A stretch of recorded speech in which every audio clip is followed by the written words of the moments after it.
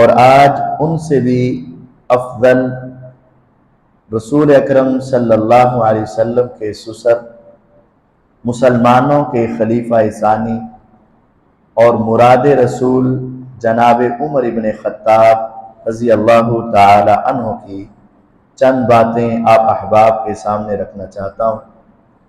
ان کی فضیلت اور مرتبے کے لیے سیدنا عبداللہ ابن مسعود رضی اللہ تعالی عنہ کا یہ قول کس قدر عظیم ہے۔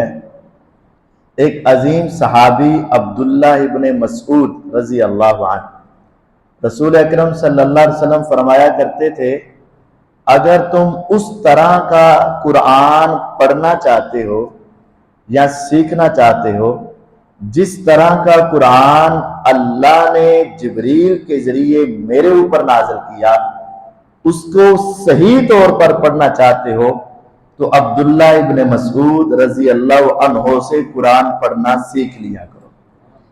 وہ صحابی کہتے ہیں، ما زلنا اعزتا منذ اسلم عمر رضی اللہ عنہ، کہ جب سے عمر رضی اللہ عنہ اسلام لائے اس وقت سے اللہ تعالیٰ نے ہم مسلمانوں کو عزت عطا فرما دی۔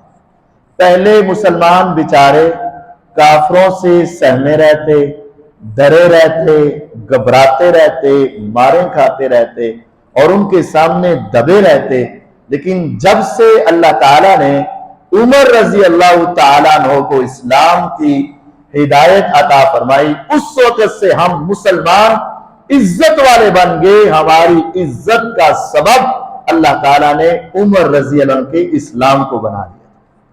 وہ خود مسلمان نہیں ہوئے، ان کو مانگ کر لیا گیا تھا، باقی سارے مرید بن کر آئے۔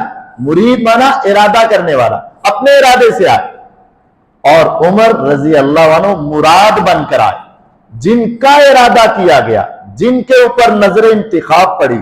رسول اکرم صلی اللہ علیہ وسلم کی یہ دعا ہوئی، اے اللہ اپنے اسلام کو عزت دینے کے لیے اور اپنے اسلام کو مضبوط کرنے کے لیے مکے کے دو سرداروں میں جو تجھے زیادہ پسند ہے، عمر بن خطاب یا عمر بن ہشام، یعنی ابو جہل یا عمر رضی اللہ عنہ، اے اللہ ان میں سے جو تجھے زیادہ پسند ہے اس کو اسلام کی ہدایت دے کر اسلام کو عزت والا بنا دے۔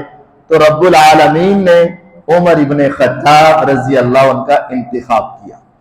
یہاں سے یہ نظر انتخاب صرف پیغمبر کی نہیں ہے، بلکہ آپ نے اللہ تعالیٰ سے دعا یہ کی تھی، اے اللہ جو تجھے پسند ہے اس کو ہدایت دے دے۔ تو اللہ تعالیٰ نے عمر بن خطاب رضی اللہ عنہ کو ہدایت دی۔ اس کا مطلب ہے کہ عمر رضی اللہ تعالیٰ عنہ اللہ کی پسند ہے اور پیغمبر علیہ السلام کی مراد ہے۔ اور آپ مسلمان کیسے ہوئے؟ آپ کے اسلام لانے کے بارے میں کئی ایک واقعات آپ احباب نے سنے، لیکن اکثر ایسے واقعات ہیں جن کی سند درست نہیں۔ صحیح ان اسباب میں جو بات ہے وہ صحیح بخاری میں موجود ہے، 3866 نمبر حدیث ہے۔ وہ عمر ابن خطاب رضی اللہ تعالیٰ عنہ کے اسلام لانے کا صحیح واقعہ اس کے اندر موجود ہے۔ وہ کیا ہے؟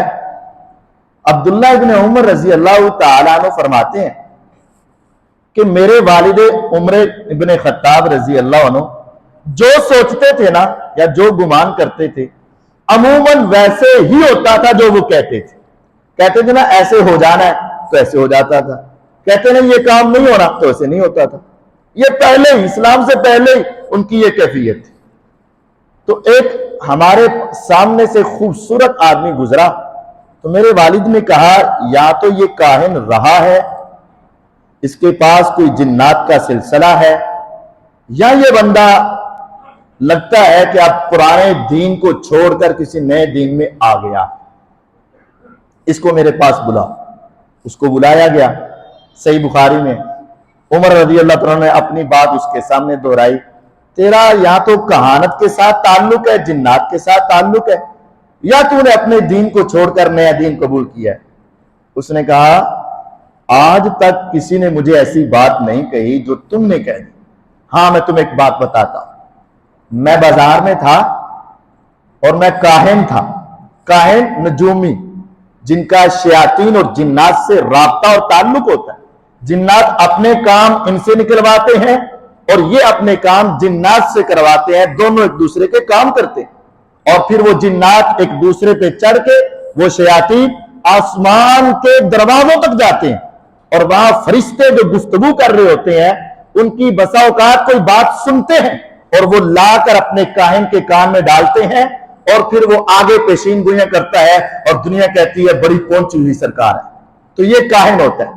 تو کہتے ہیں میں بھی کاہن تھا، تو میری جننی میرے پاس آئی اور بڑی گھبرائی ہوئی تھی، اور اس نے کہا کہ تمہیں پتہ نہیں ہے آج آسمان سے جنوں کو اوندے منہ گرا دیا گیا ہے، اور وہ سارے جن بڑے سہمے ہوئے ہیں، حتیٰ کہ وہ اپنے اونٹوں کے کجاووں اور پلانوں سے چمٹے ہوئے ہیں، اور وہ گھبرا رہے ہیں کہ اب ہماری موت آ گئی۔ اب میں پریشان ہوں۔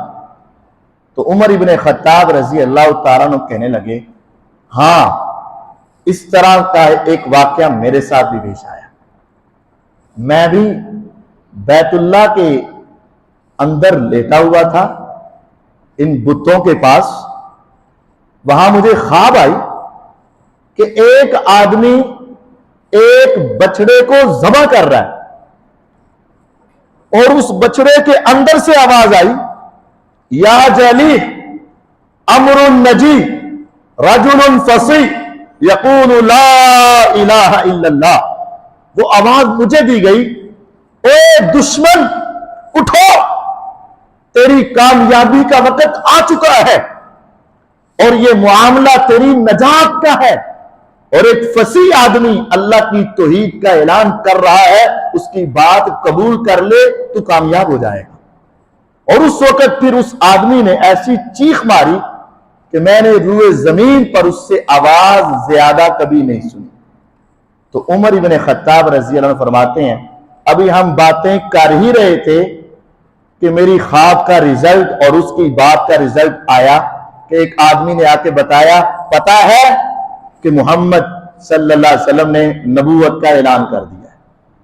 کہتے ہیں بعد میں نے وہ خواب دیکھا اور اس آدمی کی بات سنی، اور وہ خواب میں جو مجھے کہا گیا تھا میں نے سنا، یہ بات میرے دل میں آ گئی، اور اس کے بعد میں نے اسلام کو قبول کر لیا۔ یہ صحیح واقعات صحیح بخاری کے اندر موجود ہیں، باقی بھی واقعات ہیں لیکن ان کی سند درست نہیں۔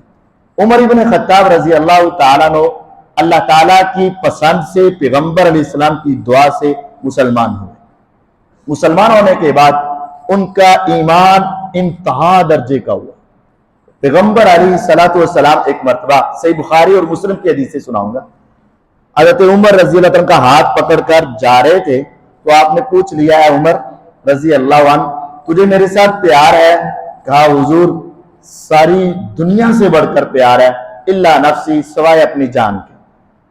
وہ سچ بولتے تھے، جھوٹ نہیں بولتے تھے، غلط بیانی نہیں کرتے۔ ہمارے ہاں جتنا مرضی بندہ اچھا ہونا، بس سامنے کے سامنے ایسے ایسے جملے بولے گا اور بات اس کی ایک بھی نہیں ماننی اور اسی کی جڑیں کاٹنی ہے، اور آپ کے اوپر جان بھی قربان ہے، ہر کچھ حاضر ہے، یہ ہے وہ ہے۔ نہیں، عمر ابن خطاب رضی اللہ عنہ سچ بولا، حضور والدین سے، اولاد سے، خاندان سے، قوم قبیلے سے بڑھ کر آپ سے پیار ہے، محبت ہے، لیکن اپنی جان سے زیادہ نہیں۔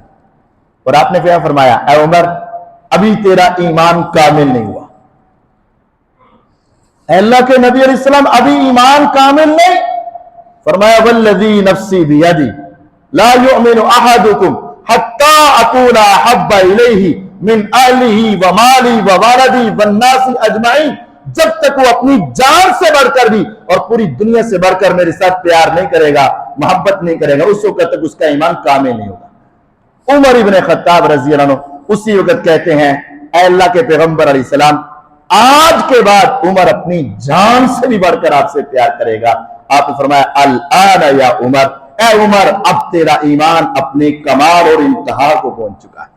تو ان کا اسلام بھی پیغمبر کی مرضی سے اور ان کا ایمان بھی پیغمبر علیہ السلام کے ذریعے سے انتہا درجے کو پہنچا، اور ان کا علم وہ بھی اپنی انتہا کو پہنچا۔ صحیح بخاری میں پیغمبر علیہ السلام کہتے ہیں مجھے خواب آیا اور میں نے خواب میں ایک دودھ کا پیالہ مجھے دیا گیا اور میں نے وہ پیالہ پیا، دودھ پیا، خوب پیا، خوب پیا، بہت پیا، حتی انی لأری الری یخرج من تحت اظفاری، حتیٰ کہ میں نے دیکھا کہ اس دودھ کی ٹھنڈک اور اس کی تراوت میرے ناخنوں کے نیچے تک پہنچ گئے، اور پھر بھی وہ دودھ بچ گیا۔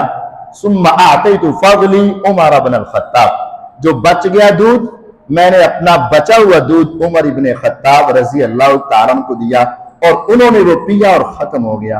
پوچھا گیا اس دودھ کے پیالے کی تعبیر کیا ہے؟ آپ نے فرمایا العلم، اس دودھ سے مراد علم ہے۔ اللہ تعالیٰ نے سب سے زیادہ علم میں محمد صلی اللہ علیہ وسلم کو عطا کیا، اور میرے بعد اللہ تعالیٰ نے یہ علم جس کو عطا کیا ہے اس کا نام عمر ابن خطاب رضی اللہ عنہ۔ اسلام میں اعلیٰ، ایمان میں اعلیٰ، علم کے اندر پیغمبر علیہ السلام کے بعد سب سے عظیم ہستی عمر ابن خطاب رضی اللہ۔ اور دین پھر ایسا رنگ چڑھا اور ایسی کیفیت بنی کہ پیغمبر علیہ السلام کے ایک اور خواب آیا۔ آپ فرماتے ہیں کہ میرے اوپر لوگ پیش کیے گئے، اُرِدَ عَلِيَّ نَاسٌ وَعَلَيْهِمْ قُمُصٌ، صحیح بخاری میں ہے، میں نے خواب میں دیکھا کہ لوگ آ رہے ہیں اور انہوں نے قمیضیں پہنی ہوئی، اور کسی کی قمیض اتنی چھوٹی کہ صرف اس کے سینے تک، کسی کی تھوڑی سی بڑی کہ اس کے پیٹ تک، ناف تک، کسی کی اس کے سطر تک، کسی کی اس کے گھٹنے تک۔ اِذْ أُرِزَ عَلَيَّ عمر بن الخطاب، پھر اچانک میرے سامنے عمر ابن خطاب رضی اللہ عنہ آئے، وَعَلَيْهِمْ قَمِيصٌ يَجُرُّهُ، میں نے عمر کو دیکھا سر سے لے کر پاؤں تک اور پاؤں سے نیچے تک زمین پر وہ قمیص گھسٹتی جا رہی تھی۔ صحابہ نے کہا اے پیغمبر علیہ السلام، آپ نے بعض کو دیکھا تو قمیص سینے تک، کسی کی پیٹ تک، کسی کے سطر تک، کسی کے گھٹنے تک، کسی کے ٹخنوں تک، اور عمر کی قمیص زمین پہ گھسٹ رہی ہے۔ یہ قمیص کا چھوٹا اور بڑا ہونا اس کا کیا مطلب ہے؟ فرمایا الدین، اس قمیص کا مطلب دین ہے۔ جتنی جتنی قمیص لمبی ہوتی گئی اتنا اتنا دین ایمان مضبوط ہوتا چلا گیا۔ عمر ابن خطاب رضی اللہ کا دین ایمان ان کے پورے وجود پر، رگ و ریشے میں، انگ انگ میں، جوڑ جوڑ میں، اور پورے عمر کو دین کے اندر میں نے ڈوبا ہوا پایا اور دین کے انسان سرشار پایا۔ یہ پیغمبر علیہ السلام بتا رہے۔ یہی وجہ تھی کہ ان کے دینی غیرت، دینی حمیت اور دین کا جذبہ اس قدر زیادہ تھا کہ شیطان انسانوں کو گمراہ کرنے کے لیے ہر وقت تیار ہے، لیکن عمر رضی اللہ عنہ ایسی ہستی تھی کہ شیطان ان کو دیکھ کر راستہ ہی بدل لیا کرتا تھا۔ وہ حدیث ہے، پیغمبر علیہ السلام اپنے گھر میں تھے تو دروازہ کھٹکا تو ازواج مطہرات جلدی سے اٹھ کر پردے کے پیچھے چلی گئی۔ نبی اکرم صلی اللہ علیہ وسلم نے اجازت دی اور آقا مسکرا رہے تھے، ہنس رہے تھے۔ عمر رضی اللہ تعالیٰ عنہ آئے اور آپ کو مسکراتے دیکھا اور کہا اضحک اللہ سنک یا رسول اللہ، اے اللہ کے رسول صلی اللہ علیہ وسلم، اللہ آپ کو ہمیشہ ہنساتے ہی رہیں، آپ کو خوش و خرم رکھیں، کیا وجہ ہوئی کہ آپ بڑا مسکرا رہے ہیں، کیا ہوا؟ فرمایا عمر جب تو نے دروازہ کھٹکایا تو میں نے پوچھا تو تیری آواز جب آئی نا کہ عمر، میں نے پوچھا کون؟ تو نے کہا جی عمر، تو ازواج مطہرات کو بھی میں نے کہا ہی نہیں، وہ خود ہی اٹھ کر ساری جلدی پردے کے پیچھے چلی گئی، لگتا ہے وہ تجھ سے بڑا ڈرتی ہیں۔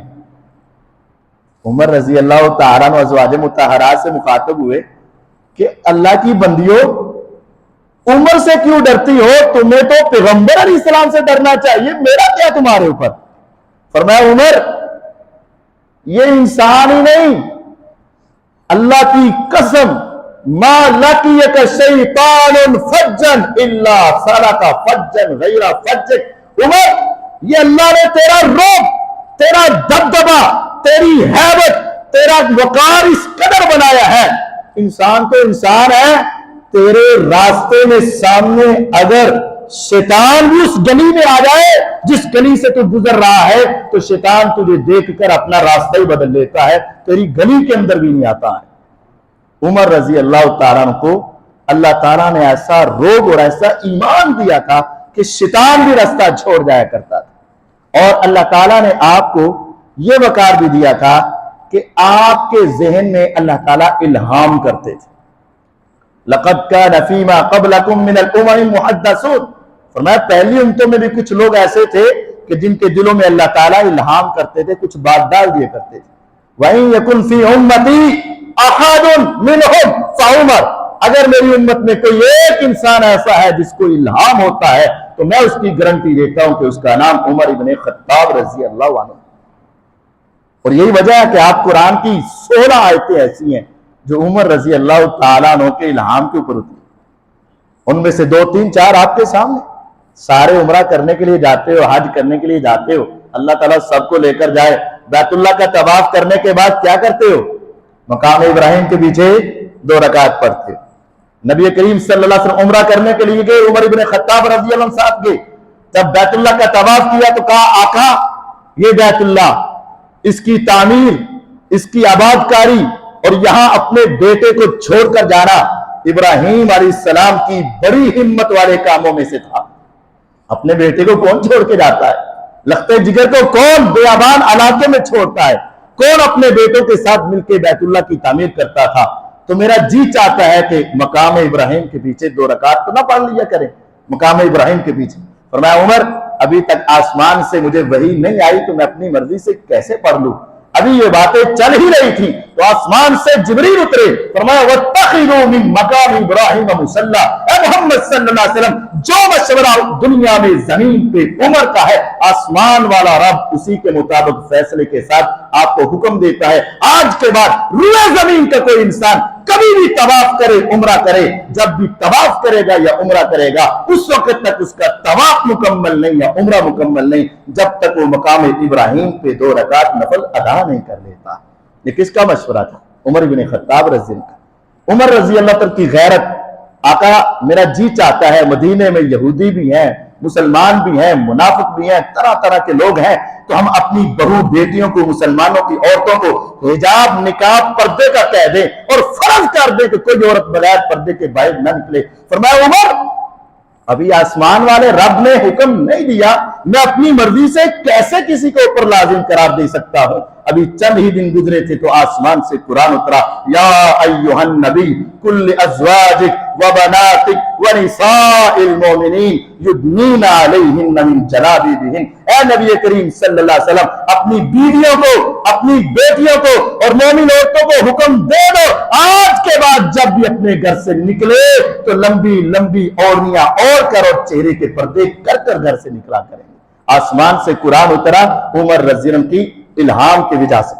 نبی پاک صلی اللہ علیہ وسلم نے بدر کی لڑائی کی, کافر 70 مارے گئے, کفر 70 قیدی ہوئے. جو قیدی ہوئے آپ نے ان کا مشورہ کیا ان کو کیا کیا جائے؟ کسی نے کہا فدیہ لیا جائے, کسی نے کہا معاف کر دیا جائے. عمر ابن خطاب رضی اللہ عنہ اٹھے تو کہا آقا ان ظالموں نے, ہمیں کفار نے مکے میں بڑا تنگ کیا تھا اور آج ہمیں کمزور سمجھ کے کچلنے کے لیے بدر کے میدان میں آ کے بڑی آوازیں کستے تھے. میرا جی چاہتا ہے میرے رشتہ دار میرے حوالے کرے, ابو بکر کے رشتہ دار ان کے حوالے کرے, عثمان کے رشتہ دار ان کے حوالے کرے, ہر ایک کے رشتہ دار ان کے حوالے کرے اور ہم ان کی خود اپنے ہاتھ سے گردنیں اڑا کے رکھ لے تاکہ کوئی دشمن آج کے بعد اسلام کے بارے میں زبان درازی نہ کرے. لیکن آقا ذرا نرم دل تھے, آپ نے یہ مشورہ قبول نہیں کیا. ابو بکر رضی اللہ عنہ نے مشورہ دیا کہ فدیہ لے کر چھوڑ دو, لیکن جب یہ دونوں باتیں جائز تھی, دونوں درست تھی, لیکن زیادہ پسند اللہ کو کیا آئی؟ فرمائے لولا کتاب من اللہ سبق لمسکم فیما اخذتم فیہ عذاب عظیم. اللہ کو وہی مشورہ پسند تھا جو عمر ابن خطاب رضی اللہ تعالیٰ عنہ کا تھا. آقا کے پاس عبداللہ بن ابی منافق کے جنازے کا صدا آیا, آپ کو بلایا گیا کہ آقا آپ اس کا جنازہ پڑھا دیں. حضور نرم دل تھے, آپ جنازہ پڑھانے کے لیے چلے گئے. عمر ابن خطاب رضی اللہ عنہ ہاتھ سے پکڑا, پیچھے کھینچا, آقا نہ جائے, میرا اس ظالم کا جنازہ پڑھانے کو جی نہیں چاہتا, اس نے آپ کو کتنا تنگ کیا اور آپ نے اسلام کو کتنا نقصان پہنچایا. حضور کہتے ہیں عمر رضی اللہ عنہ مجھے اللہ نے منع تو نہیں نہ کیا ہوا تو میں پڑھا ہی دیتا ہوں, آپ رحمت للعالمین تھے. عمر رضی اللہ عنہ آپ کے ہاتھ کو پکڑ کر پیچھے کرنا چاہا لیکن آقا نے ہاتھ چھڑایا اور آپ نے نماز جنازہ پڑھائی. پھر آپ قبر پر گئے, دعا کی, واپس آئے تو آسمان سے قرآن اترا.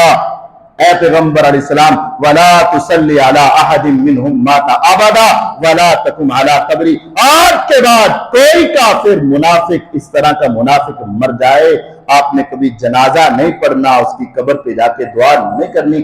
20 آیات ایسی ہیں جن کے شان نزول کی وجہ عمر ابن خطاب رضی اللہ عنہ بنے ہیں۔ میرے آقا نے کہا تھا اگر کسی کے دل میں الہام ہوتا ہے میری امت میں تو اس کا نام عمر ابن خطاب رضی اللہ عنہ ہے۔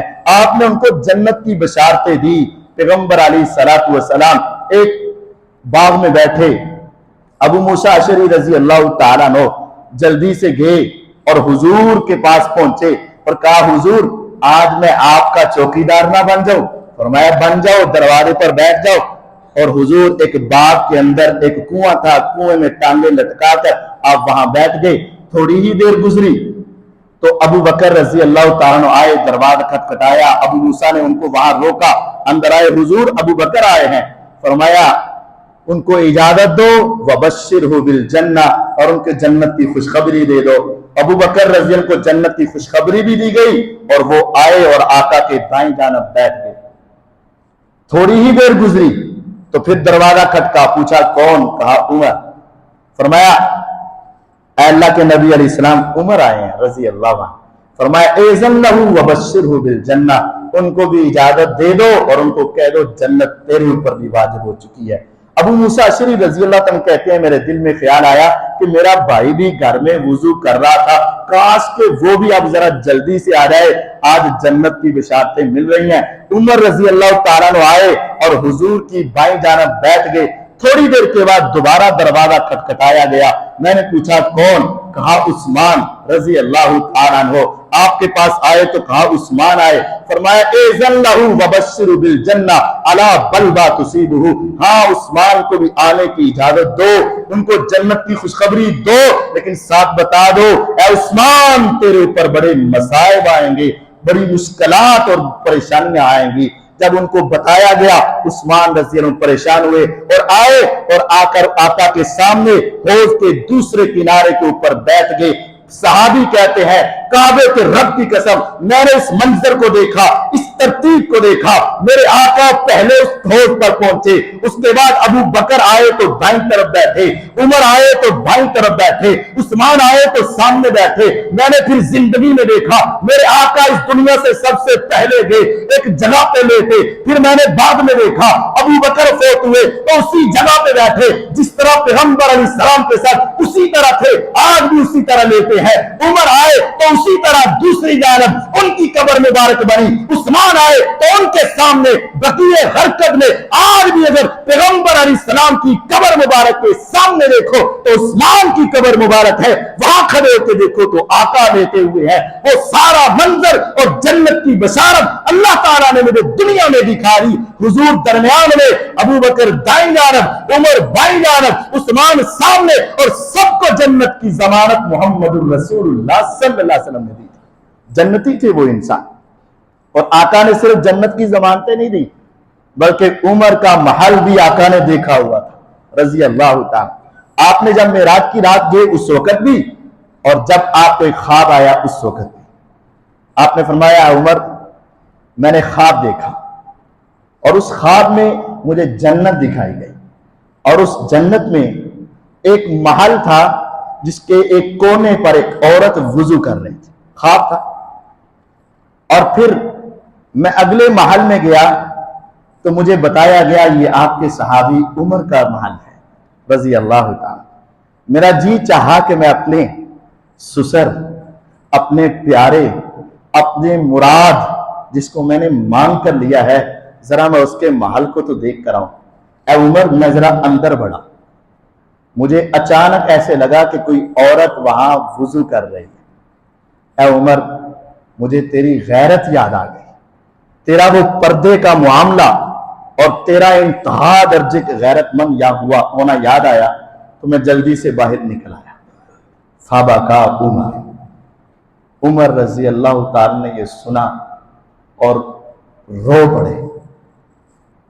صحابہ کے درمیان میں عمر روئے جا رہے اور آخر میں کہا اعلیک اغار یا رسول اللہ، اے اللہ کے رسول صلی اللہ علیہ وسلم عمر کو غیرت تو بڑی ہے لیکن عمر کا آپ کے اوپر اعتماد یہ ہے کہ عمر سمجھتا ہے کہ میرے نبی کبھی غلط بات کر سکتے نہیں۔ حضور آپ دیکھ لیتے، آپ تو میرے والد کی جگہ پر بھی ہیں، النبی اولا بالمؤمنین من انفسہم وازواجہ امہاتہم، آپ کی بیویاں مومنوں کی مائیں اور آپ مومنوں کے باپ کی جگہ پر ہیں، لیکن آپ علیہ السلام نے کہا عمر تیرا محل ضرور دیکھا ہے لیکن میں اندر جا کر پورا نہیں دیکھا۔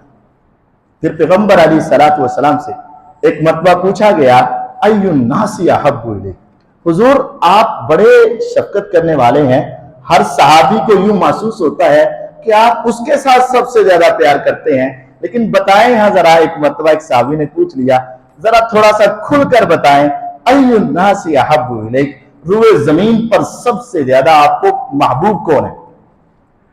آپ خود بتائیں۔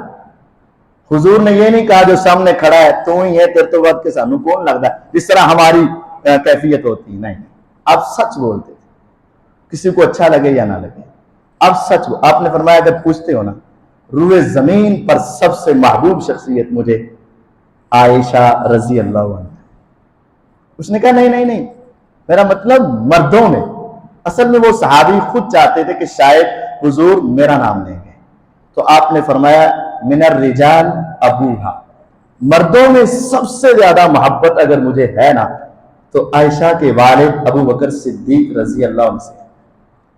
انہوں نے کہا ثم من، چلیں ابو بکر کے بعد پھر کون ہے؟ آپ نے فرمایا ثم عمر بن الخطاب، روئے زمین پر سب سے زیادہ اگر پیغمبر کے دل میں کسی کی محبت ہے تو ان کی بیوی عائشہ کی محبت ہے، روئے زمین پر سب سے زیادہ اگر کسی مرد کی محبت ہے تو اس کے والد ابو بکر صدیق کی محبت ہے، اور روئے زمین پر ساری انسانیت میں آپ کے اولیاء، آپ کے صحابہ، آپ کے شہداء، سارے انسانوں میں آقا کو اگر دوسرے نمبر پر کسی سے محبت ہے تو وہ عمر ابن خطاب رضی اللہ تعالیٰ عنہ، اور یہ محبت ایسے ہی نہیں تھی، ان کے اعمال کی وجہ سے تھی، ان کے اسلام کی وجہ سے تھی، اور ان کے زہد و ورع کی وجہ سے۔ سعد بن ابی وقاص رضی اللہ عنہ کو معمولی صحابی نہیں، بڑے عظیم صحابی، اور وہ کیا کہتے ہیں کہ مجھے پتا ہے کہ عمر ہم سے پہلے مسلمان نہیں ہوئے لیکن ہم سے عزت زیادہ پا گئے، اس کی وجہ یہ ہے کہ میں نے عمر کے اندر زہد و ورع اور تقوی کی انتہا کو دیکھا۔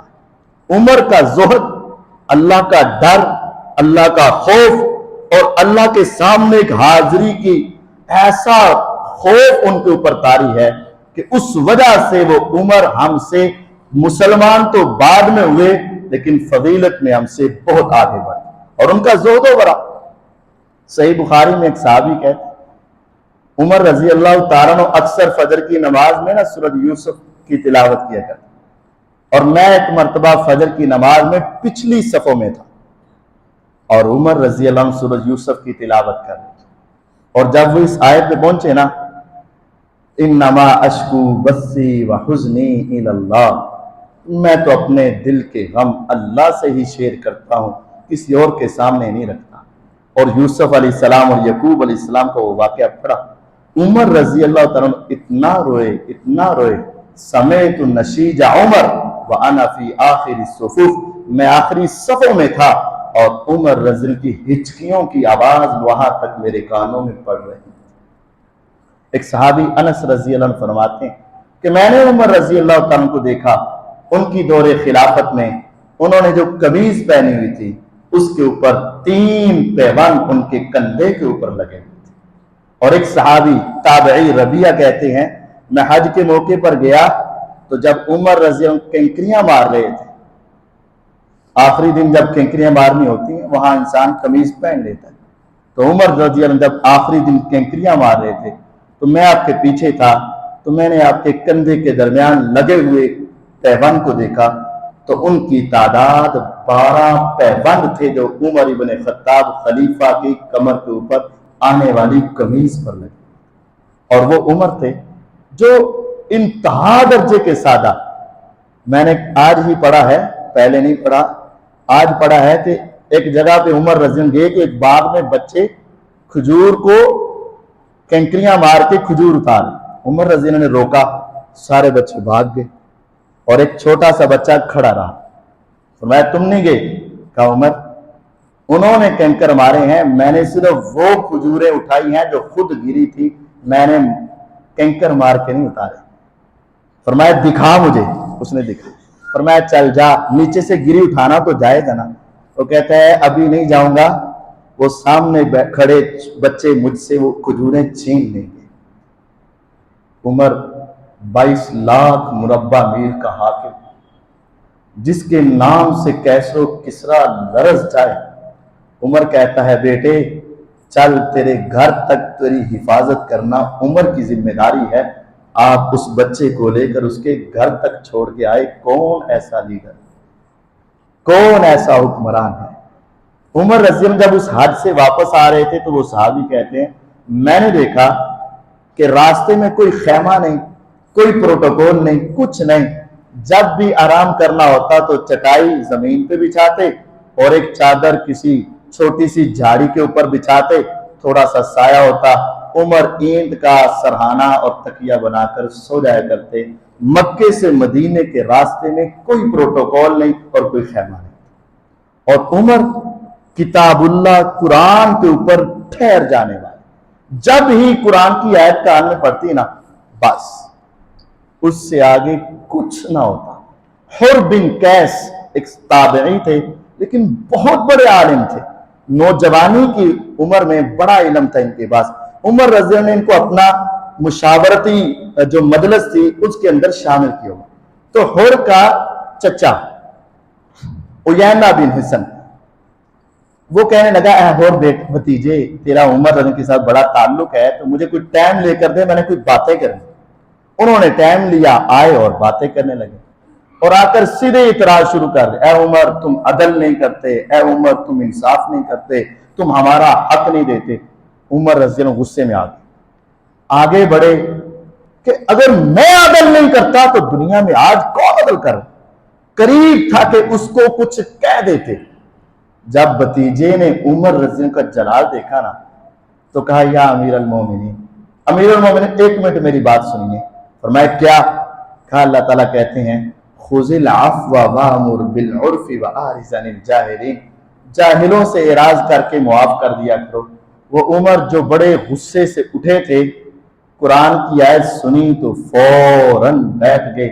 صحابی کہتے ہیں وَكَانَ وَقَّافًا لِكِتَابِ اللَّهِ، عمر جب قرآن سن لیتے تھے تو اس سے آگے کبھی نہیں بڑھتے تھے. نبی کریم صلی اللہ علیہ وسلم کے زمانے میں ایک واقعہ پیش آیا کہ پیغمبر علیہ السلام بیٹھے، ایک وفد آیا، قافلہ آیا، مسلمان ہوئے. آقا نے ان میں سے کسی کو امیر بنانا تھا. ابو بکر رضی اللہ عنہ کہنے لگے کہ حضور اس کو امیر بنا دیں. عمر کہنے لگے نہیں نہیں اس کو امیر بنا دیں. ابو بکر رضی اللہ عنہ کہنے لگے یار آپ ہر وقت میری مخالفت کرتے ہیں. عمر کہنے لگے میں نے تیری مخالفت نہیں کی، میں نے صحیح مشورہ دیا. آپس میں ذرا باتیں آوازیں بلند ہوئی. قرآن اتر آیا یا ایھا الذین آمنوا لا تقدموا بین یدی اللہ ورسولہ، اے ایمان والو جب اللہ اور اس کے رسول موجود ہو تو رسول کے سامنے تم نے ان سے پہلے کوئی بات نہیں کرنی اور ان کے سامنے اپنی آوازوں کو بلند نہیں فرمانا. لا ترفعوا اصواتکم فوق صوت النبی، نبی کے سامنے تمہاری آواز بلند نہیں ہونی چاہیے. صحیح بخاری کو اٹھا کے دیکھو، جب یہ آیت آئی ساری زندگی عمر رضی اللہ عنہ جب پیغمبر کی مجلس میں ہوتے تو اتنی آہستہ بولتے کہ کئی مرتبہ حضور کو کہنا پڑتا عمر ذرا تھوڑا سا اونچی بول کے بتاؤ، میں پیغمبر کو تیری آواز سنائی نہیں دے. اللہ کس قدر قرآن آیا فوراً اس کے مطابق اپنی کیفیت کو بنا لینے والی عظیم ہستی کا نام عمر ابن خطاب رضی اللہ تعالیٰ کا. ان کی فتوحات، ان کا عدل، ان کی شہادت انشاءاللہ اگلے جمعے میں پیش کی جائے گی. اللہ تعالی ہمیں بھی ایسے ہی حکمران عطا فرمائے. وآخر دعوانا ان الحمد للہ رب العالمین.